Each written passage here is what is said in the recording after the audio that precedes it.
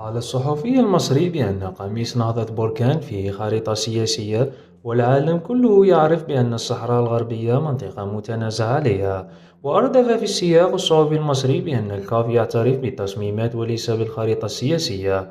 وختم الصحفي المصري بأن فوزي الأقجع فاسد، وهو من يسيطر على الكاف في 2019 أثناء مباراة الزمالك ضد نهضة بركان، اعتدى على حكم المباراة.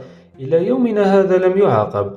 وأردف في السياق بأن الكاف في ورطة والمغرب بسبب الخريطة السياسية ودخل السياسة في الرياضة. افريقي بيعتمد تصميمات، ما بيعتمدش خرائط سياسيه.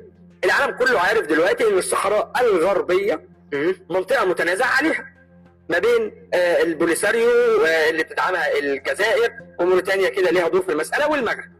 يعني ما الجزائر مالهاش علاقه، ثواني غير مش متنازعه، ممكن نبقى نيجي للنقطه. ماشي. دلوقتي الاتحاد الافريقي بيعتمد ايه؟ تصميمات وليس خرائط سياسيه.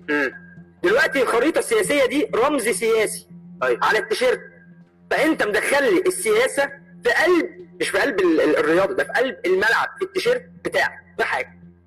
وجود التصميم ده وموافقه الاتحاد الافريقي عليه هو دليل ادانه للمغرب، مش دليل براءه. قول لي ازاي؟ فوزي الاقجع اللي هو عضو اللجنه التنفيذيه في الاتحاد الافريقي ورئيس رئيس الجامعه الملكيه المغربيه لكره القدم، اللي هو الاتحاد المغربي يعني، ده كان رئيس نادي نهضة بركان اصلا لمده 10 سنين، ولما مشي جه مين يمسك بداله؟ النائب بتاعه.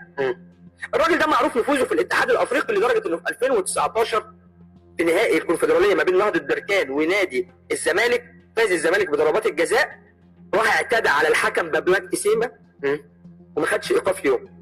وقبلها معروف عمل